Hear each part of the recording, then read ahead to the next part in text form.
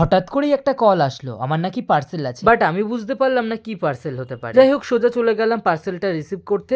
তারপর গিয়ে বুঝলাম ব্র্যান্ড প্রমোশনের প্রোডাক্টের পার্সেল এসেছে, কারণ এর ভেতরে থাকা প্রোডাক্টের প্রমোশন করতে হবে বলে।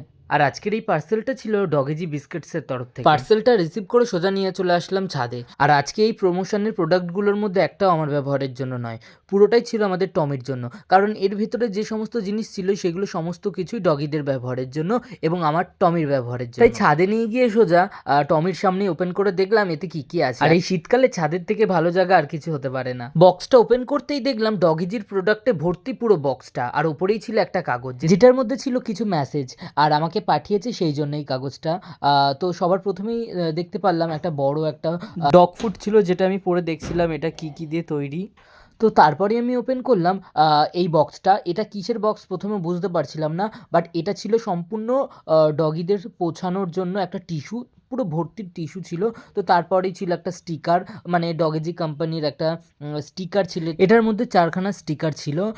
তারপর বার করলাম এই চাবির রিং দুটো, যেটা কোম্পানির তরফ থেকে, মানে ডগেজি কোম্পানির তরফ থেকে এই রিং দুটো দেওয়া হয়েছিল। তারপর ডগেজির আসল প্রোডাক্ট বার করার পালা এবার, ডগেজি বিস্কুটস। মানে এই বিস্কুটটা এতটাই ভালো কি বলবো।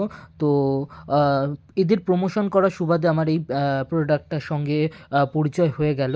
তো বক্স ভর্তি পুরো বিস্কুট ছিল। প্রথমের শাড়িটাতে সম্পূর্ণই চিকেনের এই বিস্কুটটা ছিল, মানে প্রচুর বিস্কুট ছিল। এত বিস্কুট কি বলবো, এদিকে বিস্কুটের নাম বলতে বলতে ওদিকে ও এসে হাজির, কখন এখান থেকে বিস্কুট খাবে। তো এতটাই তখন বিস্কুট খাবে বলে আসছিল এগিয়ে, কি বলবো। তো ওকে খুলতেই ওকে দুটো বিস্কুট দেওয়া হয়ে গেল, আর ও এত ভালোভাবে খাচ্ছিল কি বলবো। তাতেই বোঝা গেল যে কতটা এটা ডগিদের জন্য ভালো।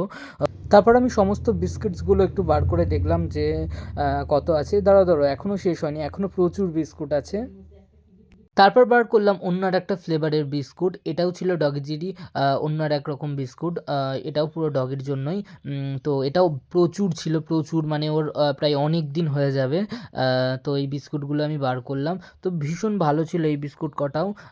তো যাই হোক, সব কটা আমি রেখে দিলাম। তো এত বিস্কুট হয়ে গেছে কি বলবো। তো সব কটাকে আমি সুন্দর করে সাজিয়ে দিলাম। দেখি এবার এই বক্সটার মধ্যে কি আছে।